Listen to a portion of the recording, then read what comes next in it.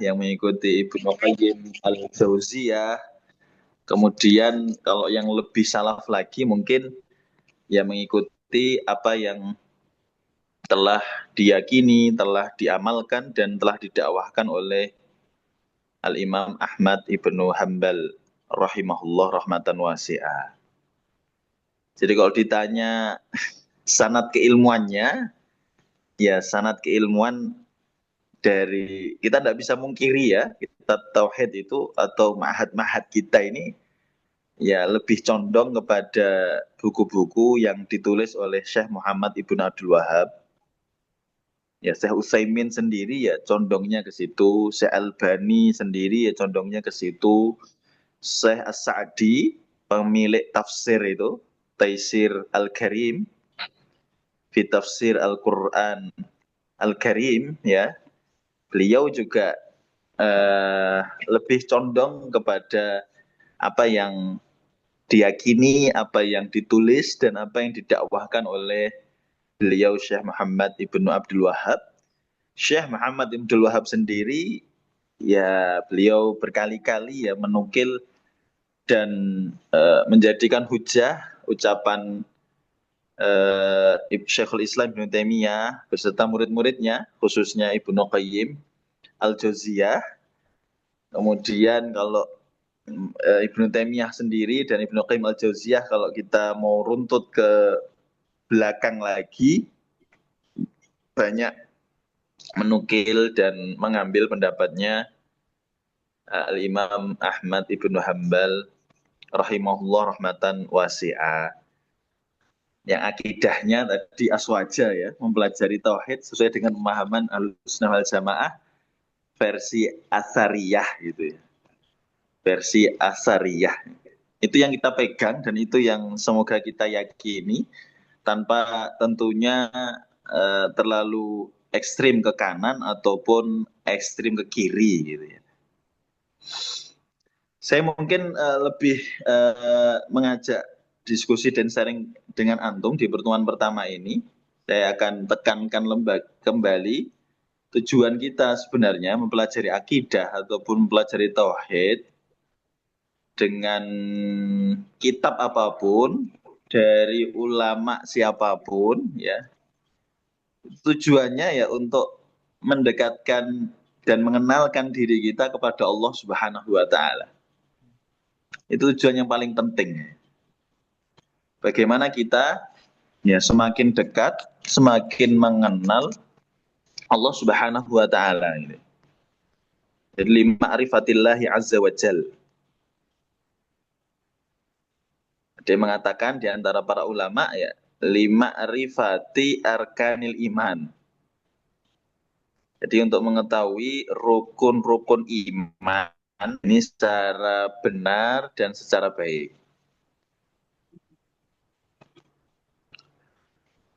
Sampai sini insya Allah seluruh kaum muslimin, seluruh ulama sepakat.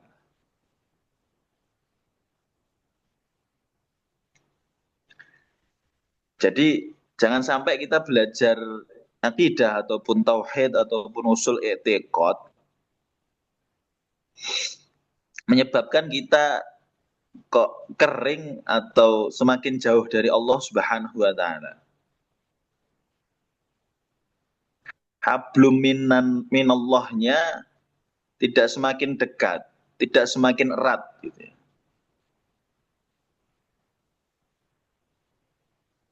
Pengetahuan kita tentang Allah Subhanahu wa taala seharusnya semakin mendalam, semakin dekat dengan Allah Subhanahu wa taala.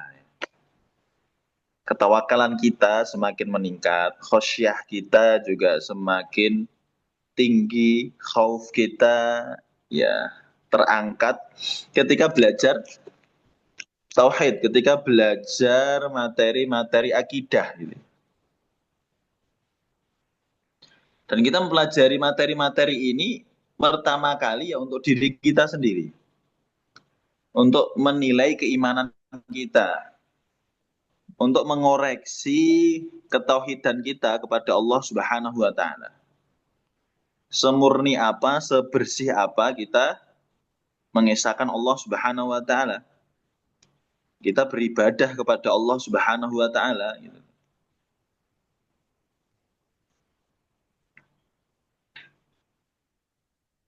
Jadi ketika Allah Subhanahu wa taala menurunkan ayat yang pertama, wahyu yang pertama, Iqra bismi rabbikal ladzi khalaq.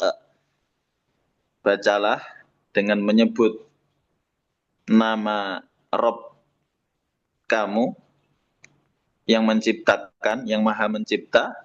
Kita harusnya sadar. Kita harusnya tahu ya kalau Allah itu yang menciptakan kita. Kalau Allah ini yang telah menghadirkan kita, mewujudkan kita di atas muka bumi ini.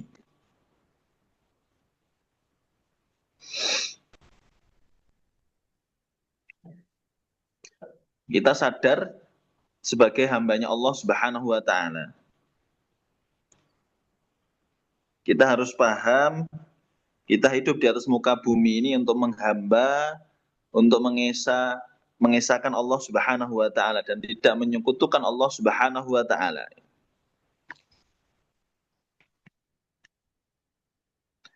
Jangan sampai kita mempelajari akidah, mempelajari tauhid, tapi hubungan kita sangat jauh dengan Allah Subhanahu wa taala. Sangat kering dengan Allah Subhanahu wa taala gitu. Salat kita terasa hampa. Puasa kita juga terasa hanya rutinitas yang kita kerjakan sehari-hari gitu. Jadi materi tauhid, materi akidah itu sebagai cermin, sebagai bahan evaluasi bagi kita.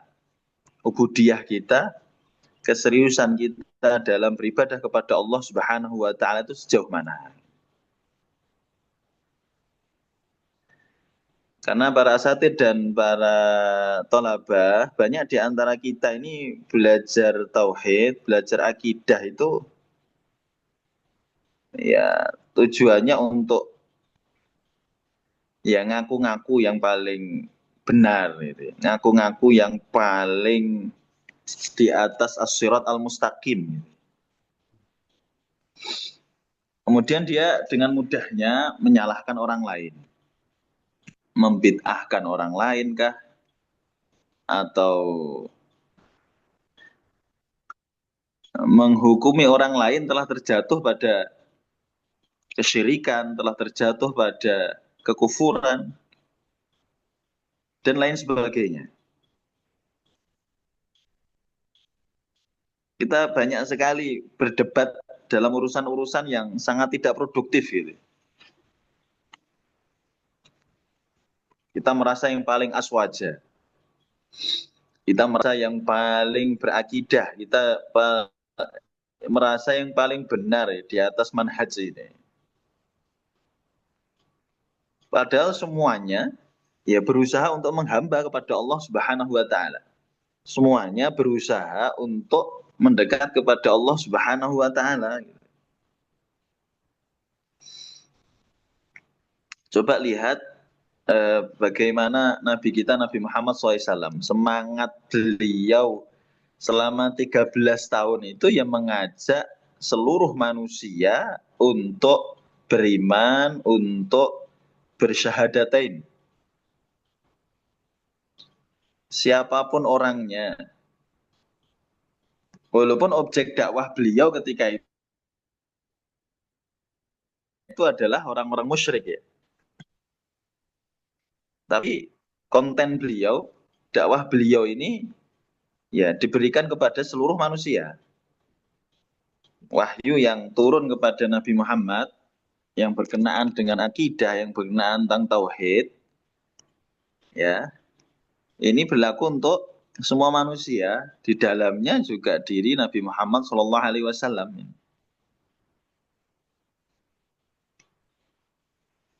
Jadi beliau mengajak kepada diri beliau sendiri, pada keluarganya dan siapapun. Semangatnya mengajak orang untuk masuk Islam, mendekat kepada Allah Subhanahu wa taala. memurnikan tauhid manusia ketika itu yang penuh dengan kejahiliahan, yang penuh dengan penyekutuan kepada selain Allah Subhanahu wa taala, ya, tanpa melihat latar belakang ya manusia pada zaman itu.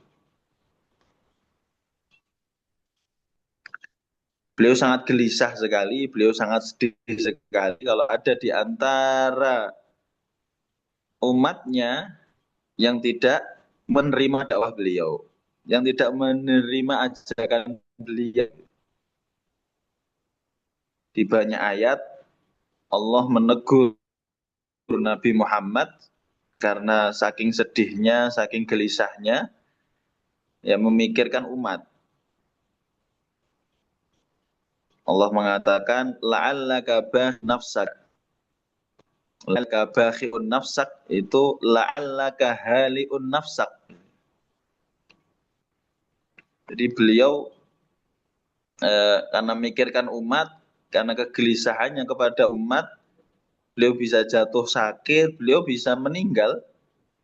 Jadi kegelisahan beliau itu sangat tinggi sekali kalau ada di antara umatnya yang masih bermaksiat, yang masih menyekutukan Allah Subhanahu wa taala, yang jauh dari Allah Subhanahu wa taala. Jadi semangat kita itu, semangat kita, tujuan kita mempelajari akidah itu pertama kali untuk diri kita sendiri, kemudian ya untuk mengangkat kebodohan orang-orang yang di sekitar kita. Kita ajak mereka supaya dekat dengan Allah Subhanahu wa taala. Semakin meningkat keimanannya, semakin baik kualitas keislamannya. Itu tujuan kita belajar akidah. Jadi belajar akidah itu jangan langsung kita jadikan sebagai barometer apa namanya orang itu salah ataupun benar. Orang lain maksudnya. Ya kita mulai dari diri kita sendiri, kita mulai dari orang-orang yang terdekat di antara kita, kemudian dengan cara yang bijak, dengan cara baik, ya kita berusaha untuk mengajak semua manusia dengan latar belakang apapun ya.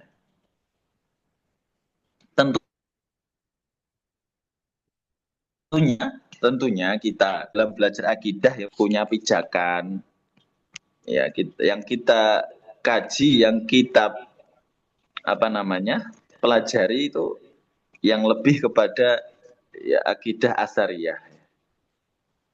Ya ulama-ulama yang condong kepada akidah asariyah gitu.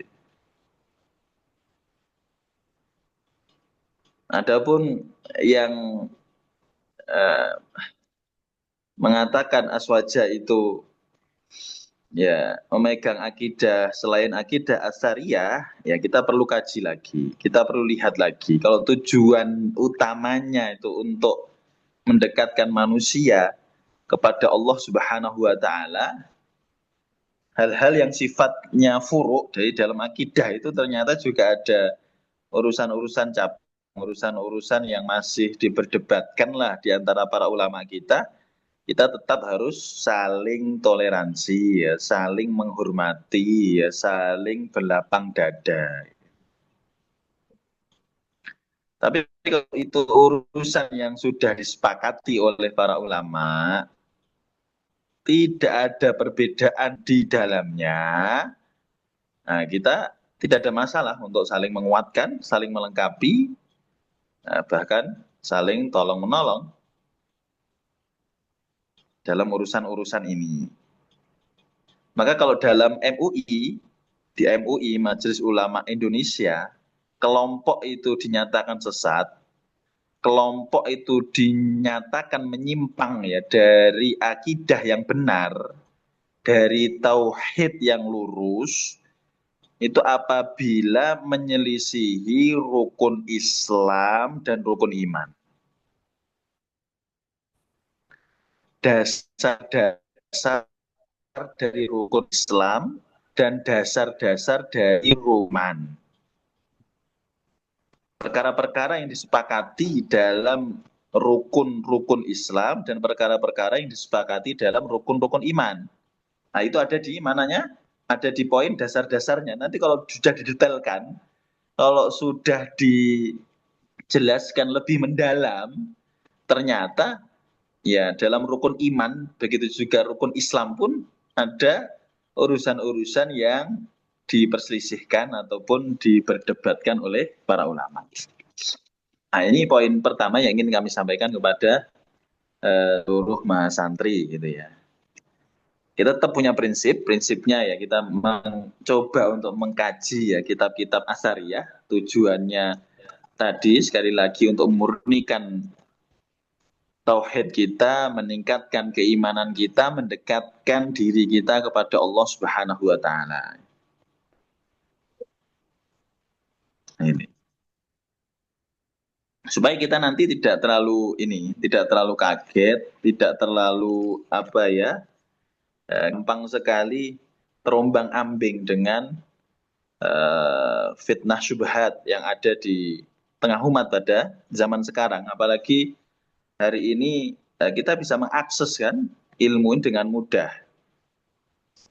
Ya, melalui media sosial, melalui platform-platform online itu gampang sekali kita dibingungkan dalam urusan akidah, dalam urusan tauhid yang sepertinya kok di antara para ulama, di antara para kiai itu ada hal yang diperdebatkan atau hal yang diperselisihkan. Jadi kita fokusnya kepada tujuannya saja. Jadi kalau hal itu bisa menyebabkan diri kita semakin dekat dan semakin baiklah peribadatan kita kepada Allah Subhanahu wa taala, wasail apapun yaitu hanya seperti cara atau metode yang membuat kita sampai kepada tujuan yang pernah diraih oleh salafus saleh, khususnya para anbiya, kemudian diikuti oleh pengikut-pengikutnya, kalau umat Islam ya para sahabat, kemudian para tabi'in dan para tabi'ut tabi'in. Jadi gini, kalau boleh saya simpulkan di poin yang pertama ini, secara teori kita menggunakan buku-buku asariyah gitu ya. Kita menggunakan buku-buku ini Tohawiyah ini ya salah satu tokoh yang kontroversi juga. Ada yang mengatakan Tohawiyah itu asariyah, ada yang mengatakan Tohawiyah ini juga Maturidiyah gitu. Jadi rebutan ini. Ya, matan at-Tohawi ini ada yang mengatakan beliau Maturidiyah gitu. Nah, karena fikihnya memang Hanafi, beliau bermadzhab Hanafi gitu ya. Kemudian secara akidah ada yang mengatakan tadi Maturidiyah, ada yang mengatakan Asariyah. Itu nanti kita secara teori tidak ada masalah.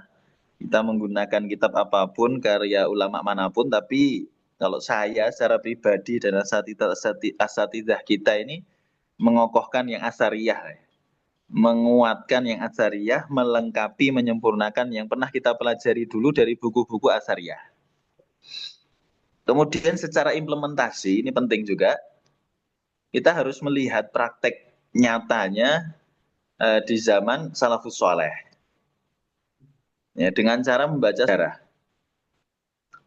Dengan cara membaca tarikh. Bagaimana para pendahulu kita dulu mengimplementasikan teori yang diistimbatkan oleh Rasulullah SAW dari Al-Quran ataupun dari As-Sunnah. Kenapa? Supaya kita tidak kaku. Supaya kita tidak terlalu ekstrim kanan ataupun ekstrim kiri. Gitu. Jadi semua ekstremis itu tidak baik. Yang kanan ataupun yang kiri ya kita berusaha untuk pertengahan, mengkaji, katakan ini Tohawiyah, nanti dibarengi dengan membaca sejarah, praktek, dan implementasi dari teori-teori tersebut di zaman Rasulullah itu bagaimana, di zaman sahabat itu bagaimana, kemudian di zaman tabi'in, dan di zaman tabi'u at-tabi'in. Ada enggak perbedaannya? Ada enggak kesepakatan di antara mereka? Kalau para ulama kita sepakat, ya sudah, bismillah, kita yakini, kita pegang, kita berusaha untuk amalkan dalam kehidupan sehari-hari. Kemudian kalau ada perbedaan di antara para ulama, kita tetap condong untuk mengambil ya pendapat asariyah, gitu. Mengambil pendapat ulama-ulama asariyah, tidak mengambil pendapat ulama-ulama Asy'ariyah ataupun ulama-ulama Maturidiyah.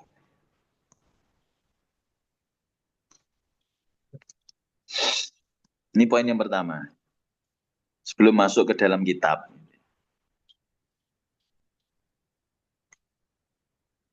Nanti coba seluruh mahasantri cari ghoyah ya, ta'allum ilmil akidah.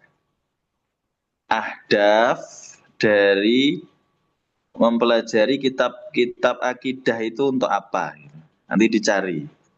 Silahkan.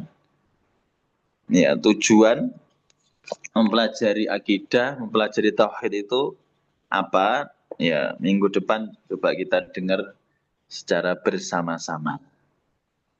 Disertakan referensi dan ulama yang mengatakannya. Ahdaf minta alumi ilmil akidah atau ghoyat minta alumi ilmi tauhid, silahkan. Nanti dicari. Nah, tujuan itu kita fokus ke tujuan nanti. Kita fokus kepada eh, eh, fungsi atau eh, efek setelah kita mempelajari akidah itu untuk apa? Khususnya yang kembali kepada diri kita sendiri. Kembali kepada pribadi kita masing-masing. Ya, ini tugas pertemuan pertama. Ahdaf atau ghoyat min ta'allumi ilmil akidah.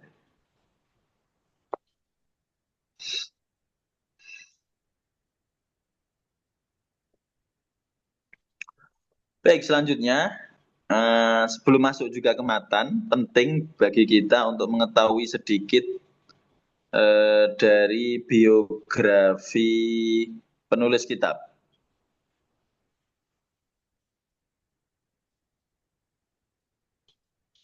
Tarjamah dari penulis kitab. Bisa dibuka halaman 5 itu. Cukuplah kita membaca biografi beliau. Karena penting sekali pada zaman sekarang kita mengenalkan para tulab atau anak-anak kita sendiri kepada para ulama dan buku-buku mereka. Banyak di antara santri, banyak di antara kita itu sudah belajar bertahun-tahun ilmu apapun gitu ya. Tapi nggak kenal siapa yang menulis. Nggak tahu juga buku apa yang dipelajari. Ketika SMA sudah pernah belajar Ustadz, materi fikih, fikihnya pakai buku apa? Nggak tahu. Siapa yang menulis juga nggak tahu. Dulu pernah belajar materi nahwu, pakai buku apa? Nggak tahu. Penulisnya siapa juga nggak tahu. Yang lebih parah lagi, yang ngajar pun juga lupa. Gitu kan. Pengajarnya siapa juga nggak tahu. Gitu.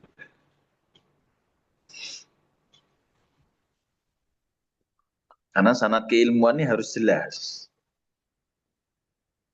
Kita harus tahu ulama kita siapa, buku yang kita pelajari juga apa. Kita harus tahu. Al-isnad itu minad din gitu kan. Laulal isnad laqala man syaa ma syaa.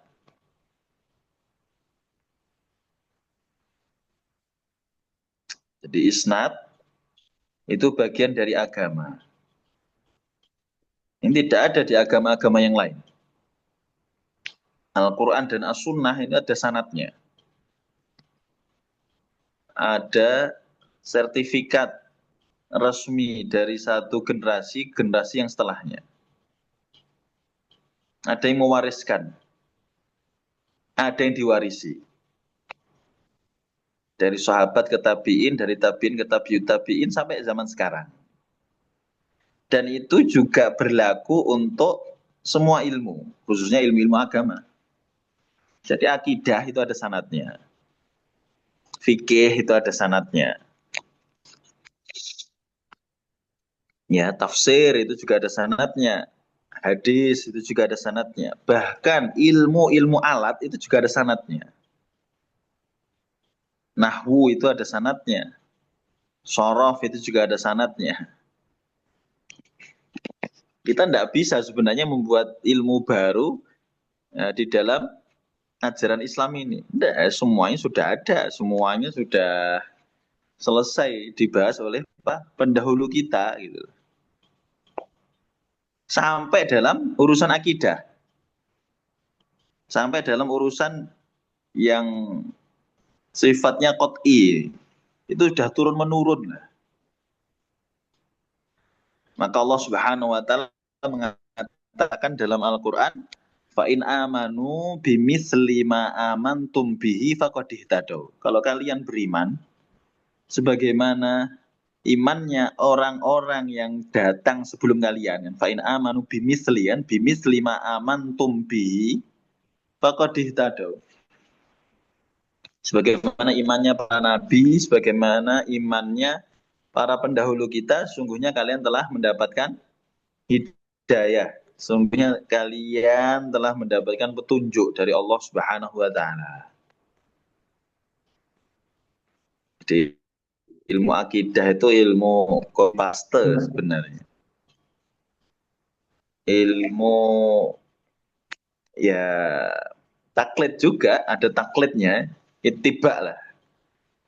Taklidnya bukan taklid buta tentunya ya, taklid dengan melihat dengan apa yang telah ditulis oleh para pendahulu kita, apa yang pernah diamalkan oleh para pendahulu kita. Gitu.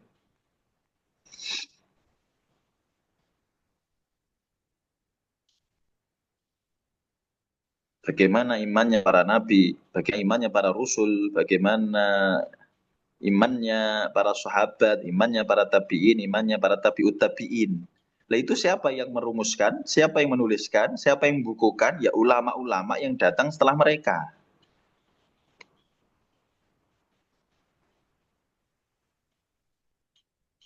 Ada di antara kalian itu bisa langsung menyimpulkan urusan akidah dari Al-Quran dan As-Sunnah itu. Tanpa bantuan para ulama. Tidak ada. Mesti melalui bantuan para pendahulu kita, para ulama kita kan itu.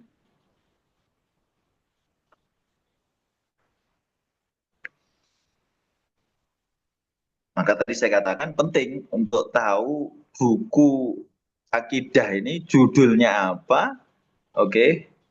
Kemudian yang menulis siapa gitu. Buku itu apakah buku yang muktabar? Buku itu apakah buku yang benar-benar dijadikan rekomendasi oleh para ulama pada zaman itu atau ulama-ulama yang datang di zaman setelahnya atau tidak?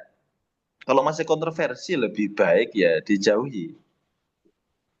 Kontroversi itu maksudnya buku itu penisbatannya kepada penulis masih dipertanyakan, masih diperdebatkan gitu.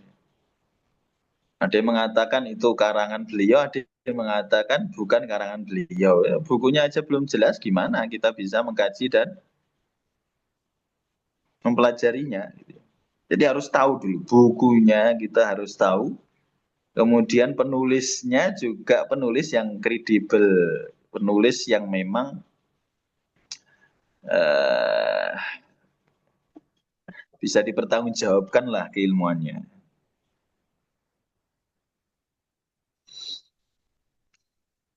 Selain itu semuanya, ya, salah satu kunci kemanfaatan atau keberkahan ilmu yang kita pelajari di kelas dari karya-karya para ulama ini itu dengan mengetahui penulis dan judul kitabnya. Penting sekali. Ada sebuah statement yang bunyinya min barokati al-ilm ihalatul kalam ila qailihi. Ya. Salah satu kunci keberkahan ilmu yang kita kaji, yang kita pelajari, yang kita baca, yang kita dengarkan, yang kita hafal,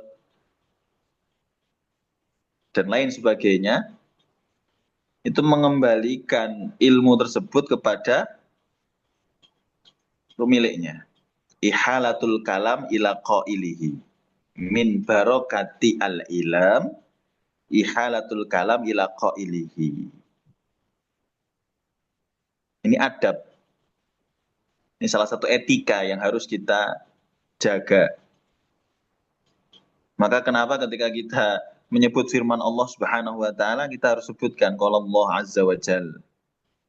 Ketika kita menukil sabda Rasulullah SAW, kita harus katakan qala nabiyuna, qala rasuluna, qala Rasulullah sallallahu alaihi wasallam. Begitu juga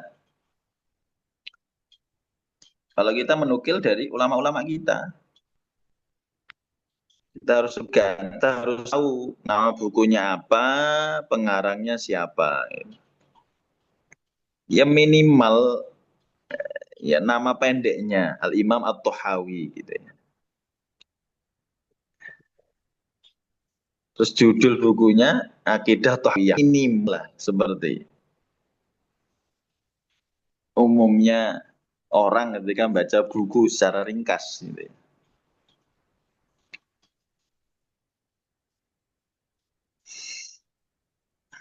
Kemudian kita doakan mereka. Setiap pertemuan nanti sebelum membaca teks kita sebutkan nama beliau. Qala al-Imam Abu Ja'far At-Tahawi, kemudian kita doakan rahimahullah rahmatan wasi'ah. Baru kita baca statement beliau, ucapan beliau gitu. Kita pahami sebisa mungkin, kita syarah semampu mungkin untuk kemudian kita jadikan bahan muhasabah tadi. Kita jadikan sebagai bahan pentadaburan dalam urusan akidah, dalam urusan tauhid, untuk memantapkan apa yang sudah kita yakini, apa yang sudah menjadi prinsip-prinsip di dalam kehidupan kita sehari-hari.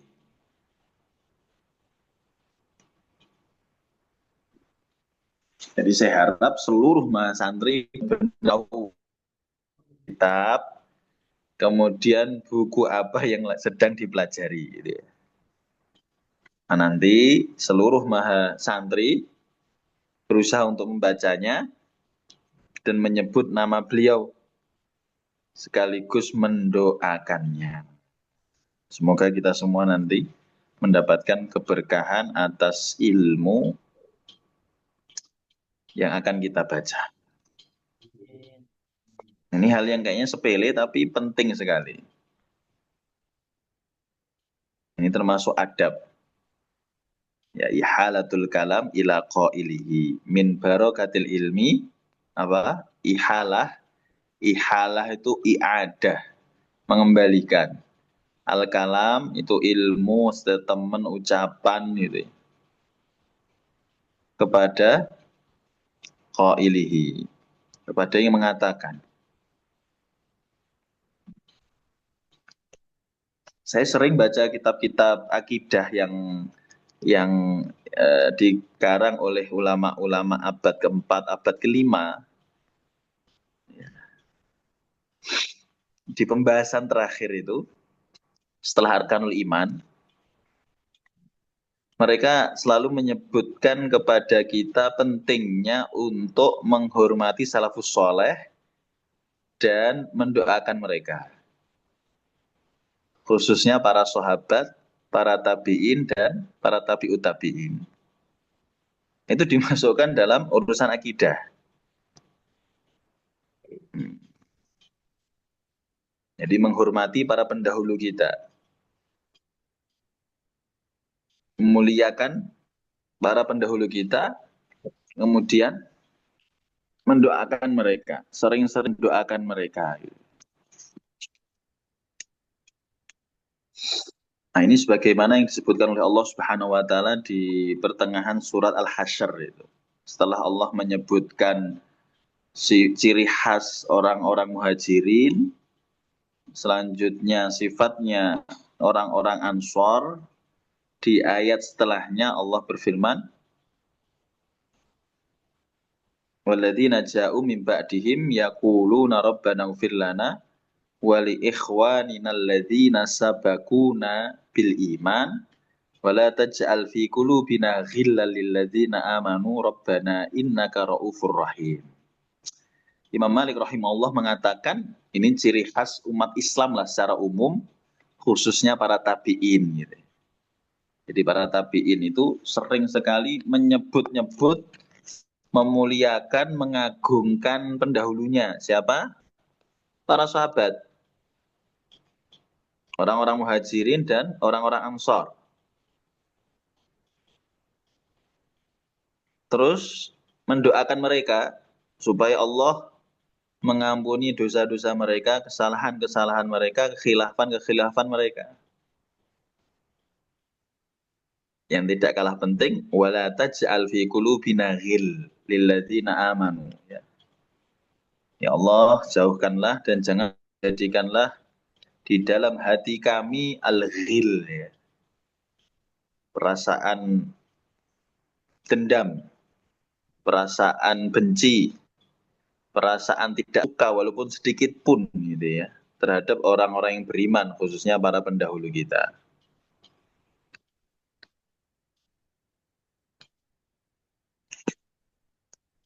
Jadi ciri ya pengikut Nabi yang setia itu suka memuji para pendahulunya, memuliakan para pendahulunya. Ciri kelompok yang menyimpang, kelompok yang sesat, ya, kelompok yang jauh dari petunjuk Allah Subhanahu wa taala itu tidak menghormati para pendahulunya, khususnya para sahabat, para tabi'in dan para tabi'ut tabi'in dengan segala kekurangan dan ketidaksempurnaan mereka. Jadi akidah ini sudah selesai dibahas oleh mereka. Sudah mereka kaji, sudah mereka pelajari, sudah mereka pahami dengan baik, dan sudah mereka amalkan dalam kehidupan sehari-hari. Baik, kita fokus ke penulis kitab. Ya, namanya di halaman 5 itu. Saya juga belum punya fisiknya secara langsung, buku fisiknya. Saya masih melihat di PDF juga. Beliau dikenal dengan lakopnya ya, Abu Ja'far. Lakop dan kunyahnya Abu Ja'far At-Tahawi. Ini agak keluar materi, nggak apa-apa secara cepat. Jadi dalam Islam itu ada 3 istilah berkenaan dengan urusan ini.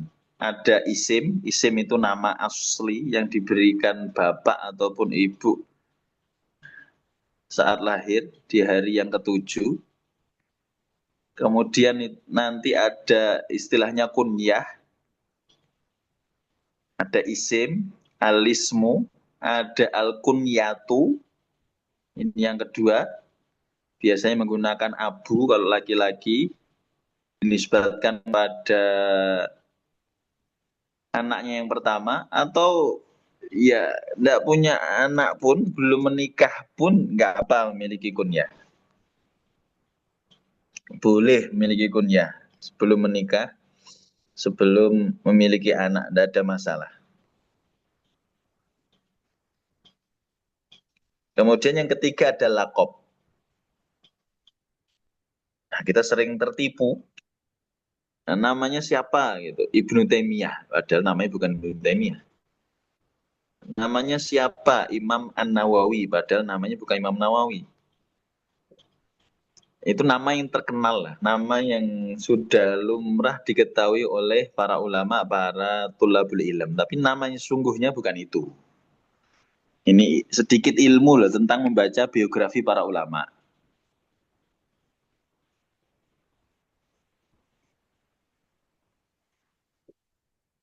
Jadi ada tiga hal tadi, kita jangan tertipu. Yang pertama al-ism, yang kedua adalah al-kunyah, yang ketiga adalah al-laqab. Coba kita praktekkan untuk penulis kitab ini, Aqidah At-Tahawiyah.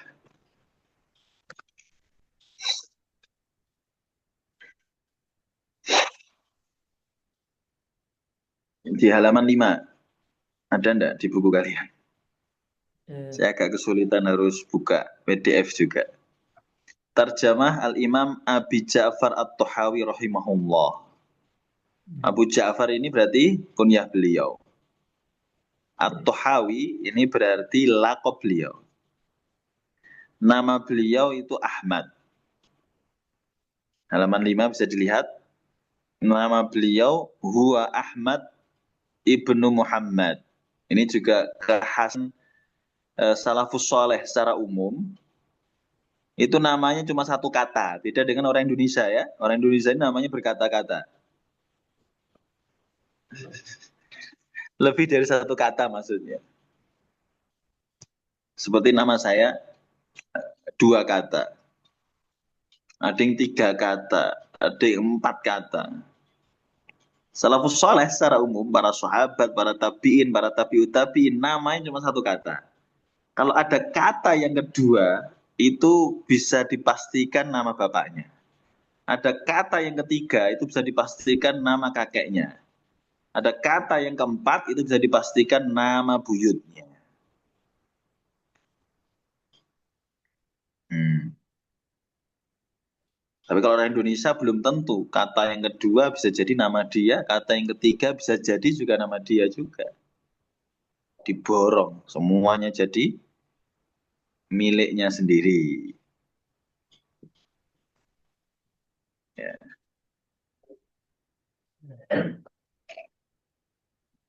Baik. Siapa nama beliau? Ahmad Ibnu Muhammad Ahmad Ibnu Muhammad Ahmad Ibnu Muhammad Ibnu Salamah. Ini.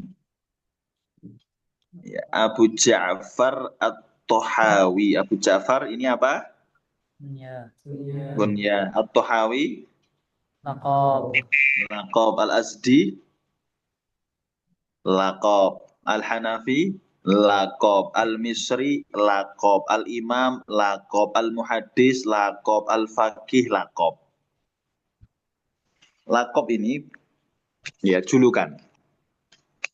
Julukan itu bisa dinisbatkan kepada tempat lahir. Bisa dinisbatkan kepada pekerjaannya. Bisa dinisbatkan kepada keahliannya, keprofesionalannya. Nah,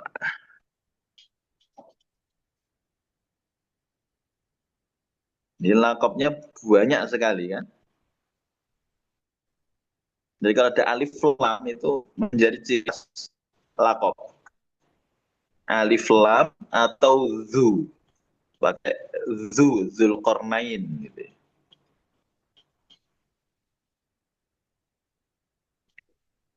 Zuliadin dalam hadis. Nah itu lakop. Zu bimana.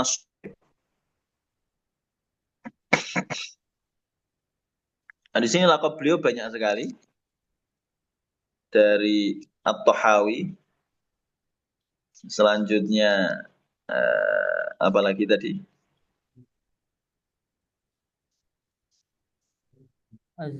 Al-Azdi, Al-Azdi Al-Hanafi, ya Al-Misri, Al-Imam, Al-Muhaddis, Al-Faqih.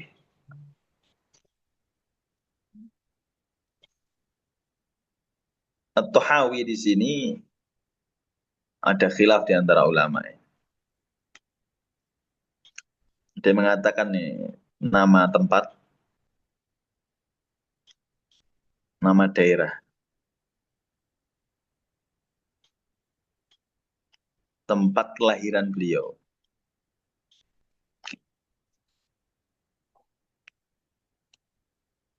Yang kemudian apa namanya ini, At-Tahawi ini menjadi nama beliau juga ya.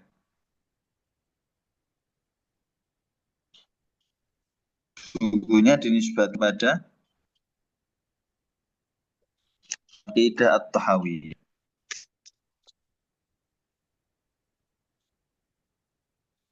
Selanjutnya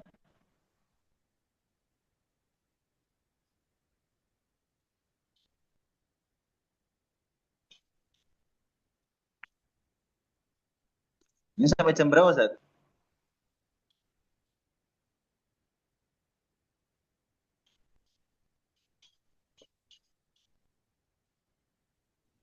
Halo?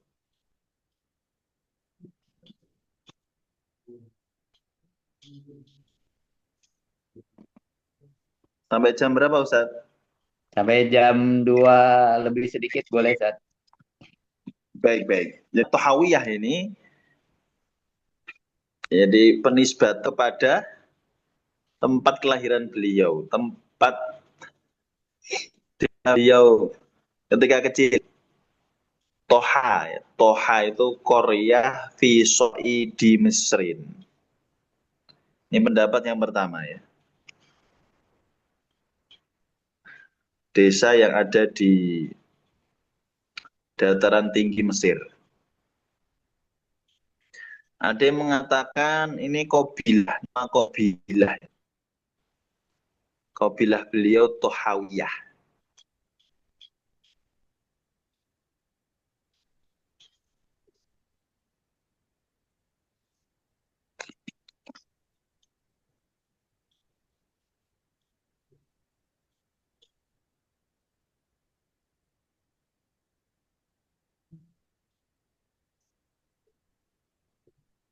Kemudian Asdi, ini Asdi ini nama kota. Kalau Toha itu nama desanya, kalau Azdi itu ada yang mengatakan nama kota, ada yang mengatakan juga nama Qabilah.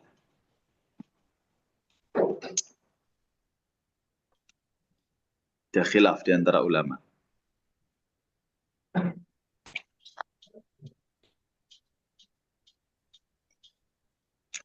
Selanjutnya Al-Hanafi ini madhab fikih beliau, sebagaimana yang sudah saya singgung tadi.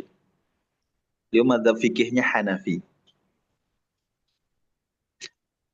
Dan ulama bermadhab Hanafi itu kuat sekali dalam memegang prinsip. Kuat sekali dalam memegang keyakinan yang telah mereka pegang, yang telah mereka pelajari. Walaupun dalam urusan fikih gitu. Ini mungkin Ustaz Wahyudin lebih paham ini. Ulama-ulama Hanafi yang ada di Afghanistan itu kan, kalau pegang prinsip itu kuat sekali. Kalau megang apa yang sudah mereka yakini ya, walaupun dalam urusan fikih. Gitu ya. Ini kekhasan atau kelebihan ulama-ulama Hanafiyah. Ya. Kemudian Al-Misri, nah ini negara beliau ya.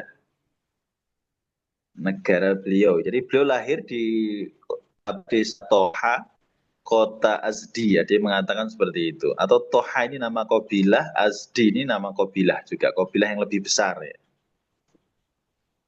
Kemudian kotanya adalah Misri. Al-Imam Al-Muhaddis Al-Faqih ya jelas. Al-Imam, beliau imam dalam bidang hadis dan dalam bidang fikih. Wulida sanah tis'ah wasalasin ba'da mi'atain. Lahir pada tahun 239 Hijriah. Berarti ulama mutaqaddim ini abad ketiga. Nanti coba kita lihat apakah beliau termasuk golongan tabi'in atau tabi'ut tabi'in. Tabi'ut tabi'in. Nah, kemungkinan beliau termasuk golongan tabi'ut tabi'in. Tapi perlu kami pastikan lagi.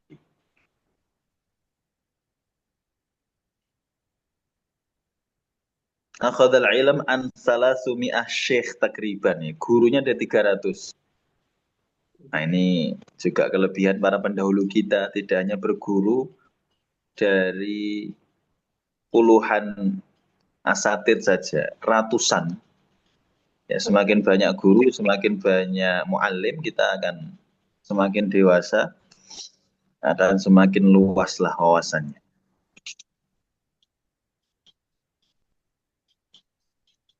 Wa bara'a bil hadis wa bil fiqhi ala madhhabi al-Imam Abi Hanifah. Beliau pakar di bidang hadis dan di bidang fikih, khususnya fikih yang dicetuskan oleh Abu Hanifah. Walau tasonif muta'addidah. Banyak buku yang telah beliau tulis. Yang paling viral memang, yang paling sering dikaji oleh para tulabul ilm. Satu akidah at-tahawiyah. Yang kedua yang disebut di situ ada Mushkil al-Athar wa Ma'ani al-Athar. Ini berkenaan tentang hadis. Jadi hadis-hadis yang kayaknya bermasalah. Hadis-hadis yang sepertinya kontradiksi antara satu hadis dengan hadis yang lain. Beliau mencoba untuk mengurainya, mencoba untuk memaparkannya di dalam bukunya ini.